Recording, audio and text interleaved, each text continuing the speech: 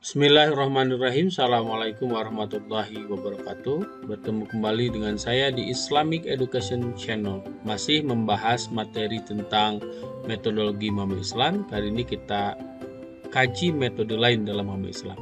Bersama saya Saiful Anwar.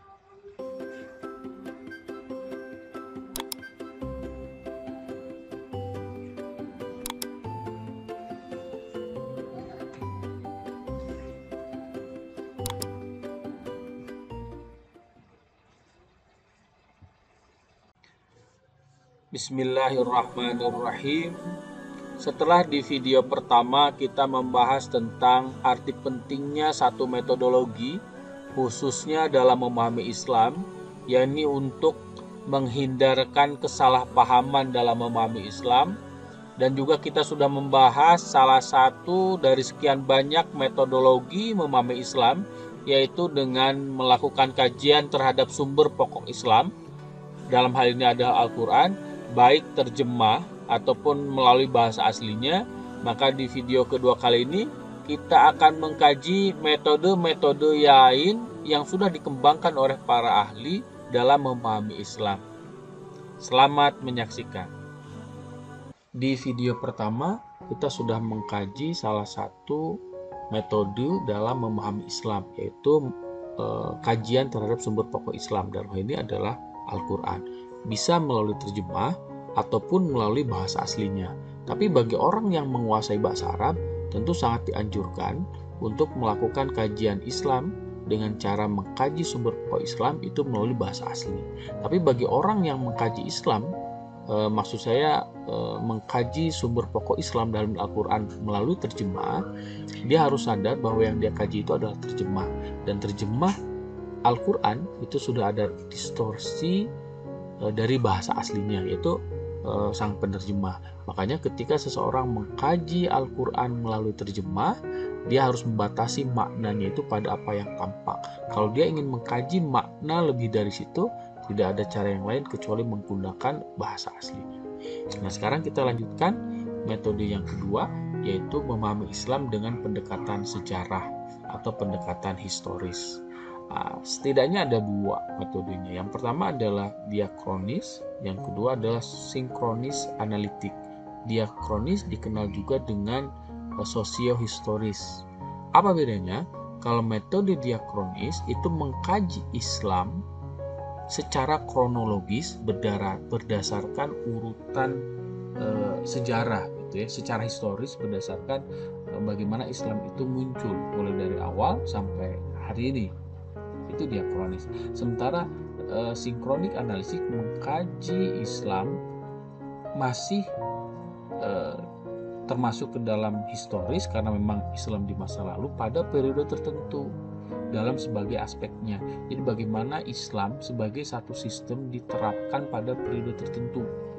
Misalkan Islam pada zaman Nabi Muhammad, pendidikannya seperti apa, sosialnya seperti apa, ekonominya seperti, dan seterusnya. Jadi kalau diakronis mengkaji Islam berdasarkan urutan waktu secara historis, kajian sejarah lah. Tapi kalau sinkronik analisis mengkaji Islam pada periode tertentu sebagai sebuah sistem, bagaimana Islam itu diterapkan pada masa itu.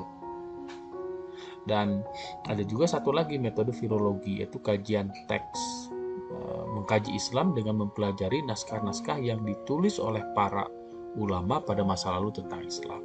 Nah, sekarang kita lanjutkan. Yang ketiga adalah metode problem solving. Apa itu metode problem solving? Dikenal juga dengan metode saintifik, yaitu cenderung mekanistik. Jadi mengkaji Islam dengan mengkaji disiplin ilmu tertentu dan menyandingkannya dengan Islam. Jadi gimana ya bahasa mudahnya ya. Jadi metode problem solving itu bagaimana yang ada Islam disiplin ilmu. Mirip seperti itulah. Jadi misalkan Islam dan pendidikan. Ini menyelesaikan persoalan-persoalan pendidikan dalam pandangan Islam, itu problem solving. Islam dan ekonomi, menyelesaikan persoalan-persoalan ekonomi dalam pandangan Islam.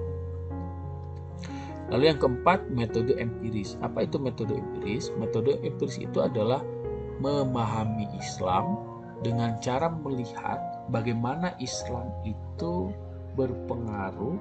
mempengaruhi kehidupan komunitas muslim. Jadi bagaimana Islam itu diamalkan oleh muslim. Jadi mengkaji Islam melalui pengalaman empiris.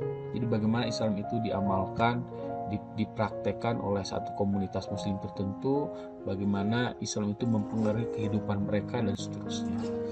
Ada salah satu pendekatan empiris itu adalah metode fenomenologi misalkan ya. Jadi sekali lagi mempelajari Islam dengan menggunakan metode empiris itu adalah melihat bagaimana Islam itu diinternalisasikan dalam kehidupan seorang muslim. Misalkan yang tentunya nanti bisa jadi bentuknya kajian wilayah, bagaimana Islam diamalkan di komunitas muslim di Indonesia sebagai muslim terbesar di dunia misalkan gitu ya. Itu salah satunya bisa seperti itu. Lalu yang selanjutnya adalah metode mempelajari Islam dengan pendekatan hukum.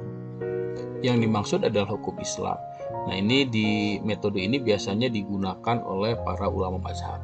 Jadi kalau deduktif itu, metode deduktif itu prinsipnya menggunakan kaidah hukum untuk menyelesaikan satu persoalan tertentu. Sementara induktif berawal dari masalah yang nanti lahir menjadi kaidah tertentu.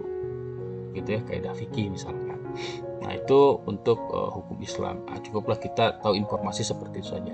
Nah, yang keenam ya benar. Yang keenam itu metode tipologi. Apa itu metode tipologi? Metode tipologi ini metode yang dikembangkan oleh Ali Syariati. Nah, yang dimaksud dengan metode tipologi itu adalah mengkaji agama jadi mempelajari Islam dengan membandingkan Islam dengan agama yang lainnya.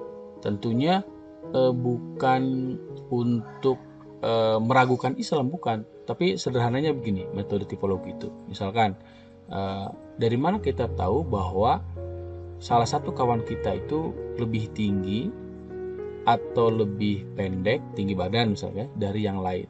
Jawabannya adalah setelah dibandingkan dengan kawan yang lain. Baru nampak seseorang itu lebih tinggi atau lebih pendek itu setelah dibandingkan dengan kawan kita yang lain gitu. Nah, sama, dari mana kita tahu bahwa Islam itu adalah agama yang kalau klaim kita sebagai orang Islam adalah agama yang paling sesuai dengan fitrah manusia. Nanti kita akan bahas di video yang akan membahas tentang manusia dan agama. Nah, dari mana kita tahu itu? Dari mana kita tahu Islam agama yang paling pas untuk kita, paling sesuai dengan fitrah manusia? Adalah setelah kita mempelajari Islam dan membandingkan aspek-aspek yang ada pada Islam dengan agama yang lainnya. Nah, kata Ali Syariati, untuk melakukan itu yang dibandingkan itu ada 5. Yang pertama adalah Tuhan, yang kedua adalah Rasul, yang ketiga adalah kitab suci, yang keempat adalah situasi kedatangan para nabi, dan yang kelima adalah individu pilihan yang dididik langsung oleh para nabi atau generasi Islam pertama. Apa yang harus kita lakukan ketika kita akan membandingkan kelima aspek itu dalam agama kita dengan agama yang lain? Nah, kata Syariati, ketika kita akan membandingkan aspek ketuhanan agama Islam dengan agama yang lain, kita harus pertama kali menjelaskan tentang bagaimana konsep tauhidullah dalam Islam, gitu ya, dengan mengacu tentu kepada ayat-ayat Al-Quran ataupun hadis, serta bagaimana para ulama menjelaskan itu. Baru setelah itu kita bandingkan dengan konsep Tuhan agama lain, ya, misalkan Ahura Mazda, Yahweh atau Zeus dan seterusnya gitu. Kita bandingkan. Nah, itu caranya. Lalu yang kedua, menelaah kepribadian Nabi dalam dimensi-dimensi kemanusiaan dan kenabiannya. Jadi di sini kita mengkaji tentang sejarah Nabi Muhammad, bagaimana Nabi Muhammad berperilaku, bagaimana berbicara, bekerja, berpikir, bahkan sampai kehidupan sehari-hari. Lalu setelah itu kita kaji, ya, kita bandingkan dengan para pembawa agama yang lain, misalkan Siddhartha Gautama, Nabi Musa, Nabi Isa, Tentunya Nabi Isa dan Musa itu dalam konteks agama kita ya, penyebutan itu. Tapi kalau dalam penyebutan agama lain, misalkan Isa itu Yesus, atau pembawa agama lain misalkan Zoroaster dan seterusnya, Zarathustra ya, untuk nama dia seorang filosof. Lalu yang ketiga itu menelaah kitab suci. Jadi yang pertama kita lakukan adalah kita mengkaji Al-Quran terlebih dahulu, topik-topik apa yang dibicarakan dalam Al-Quran, bagian-bagian apa yang ditekankan dalam Al-Quran, lalu kita bandingkan antara Al-Quran dengan kitab-kitab suci yang lain seperti Injil, Taurat, Weda, Tripitaka, dan seterusnya. Selanjutnya, aspek keempat yang menjadi bagian dari operasionalisasi metode tipologi sebagaimana yang dijelaskan oleh Ali Syariati adalah situasi kedatangan. Maksudnya situasi kedatangan saat para rasul, kalau agama samawi ya, atau orang-orang yang membawa satu agama ketika agama itu muncul. Yang bisa dibandingkan itu misalkan apakah para rasul itu mempersiapkan dirinya untuk kelak menjadi rasul. Oke. Jadi apakah para nabi itu sudah mengetahui dan mempersiapkan dirinya untuk kelak menjadi rasul? Apakah kedatangannya itu ditunggu-tunggu ataukah tanpa ada orang yang menunggunya? Seperti misalkan Nabi Muhammad kan kedatangannya ditunggu-tunggu karena berita nubuahnya itu sudah sudah ada isyarat dalam kitab-kitab suci sebelumnya. Lalu selanjutnya, kelompok manusia mana yang diserunya? Apakah manusia secara umum, raja-raja, bangsawan, atau hanya golongan tertentu saja? Gitu. Sehingga nanti pada ujungnya, ketika kita sudah mengetahui situasi kedatangan para nabi dan rasul itu, dan kita melihat perbandingannya, kita akan mengetahui perbedaan situasi kedatangan Nabi Muhammad ketika Islam itu turun dengan nabi-nabi yang lainnya. Lalu yang kelima itu adalah mengkaji kepribadian individu-individu pilihan yang dilahirkan setiap agama, terutama figur-figur yang telah dididik dan dihasilkan pada masa atau generasi pertama yang mereka itu bertemu secara langsung dengan para rasul. Ini hasil didikan para rasul. Kalau dalam Islam itu adalah para sahabat.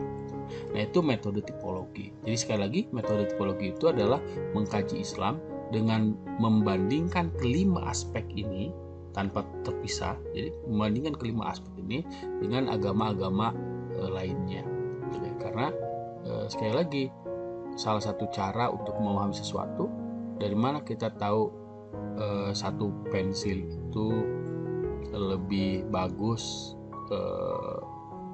hasil tulisannya dengan pensil yang lain setelah kita bandingkan dengan pensil yang lain. Itulah 6 metode dalam memahami Islam yang bisa saya jelaskan di 2 video terkait metodologi memahami Islam. Prinsipnya kita bisa memahami Islam dengan menggunakan salah satu dari 6 metode itu. Yang pertama, metode kajian sumber pokok Islam, yaitu Al-Quran lewat terjemah ataupun bahasa aslinya. Lalu pengkajian Islam secara historis atau sejarah dengan diakronik ataupun sinkronis analitik. Lalu yang ketiga, metode problem solving. Yang keempat, metode empiris. Dan yang kelima, metode hukum Islam secara deduktif ataupun induktif. Serta yang keenam itu metode tipologi gitu ya. Nah, yang paling penting, memahami Islam itu tidak bisa semudah membalikkan telapak tangan. Artinya perlu metode. Karena kalau tanpa metode, kita akan terjebak pada pemahaman Islam yang salah. Nah, khusus bagi orang awam, ketika tidak menguasai atau tidak bisa melakukan salah satu dari 6 metode ini, kita bisa mempelajari Islam melalui atau dengan berpegang pada satu ulama, kepada orang yang ahli terhadap agama. Dan maka kita tahu dia seorang ulama yang kompeten untuk menyampaikan agama ya dari latar belakang jejak keilmuan, jejak pendidikan yang dia alami. Kita lihat riwayat hidupnya. Tapi ketika kita mempelajari Islam dari seorang ulama, kita tetap harus memiliki pikiran yang terbuka terhadap kemungkinan pendapat yang lain. Jangan mengkultuskan satu ulama. Islam itu hakikatnya satu, tapi wajahnya bisa berbeda gitu ya. Logika sederhana kenapa kita sebagai orang awam cukup mempelajari ulama lewat para ulama yang ahli agama. Ya misalkan begini, gimana cara kita cara terbaik untuk belajar berenang? Apakah bisa belajar berenang sendiri? Tentu bisa, tapi butuh waktu yang lama, bahkan bisa jadi salah gitu. Sehingga nanti renangnya bukan malah menyehatkan, tapi malah membuat kita sakit.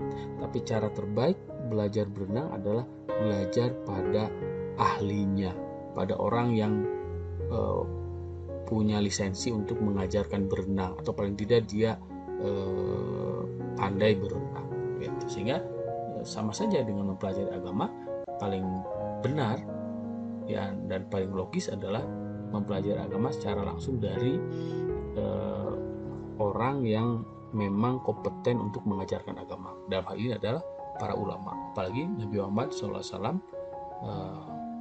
berujar, al ulama'u warasatul anbiya. Kata Nabi, para ulama itu adalah warisan para nabi.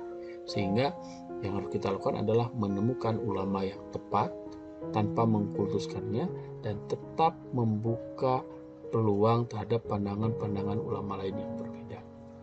Saya kira itu pembahasan saya tentang metodologi memahami Islam. Terima kasih bagi Anda yang sudah menyimak video pertama dan video ketiga. Video pertama dan video kedua ya. Kita bertemu lagi dengan video-video pembelajaran berikutnya. Assalamualaikum warahmatullahi wabarakatuh.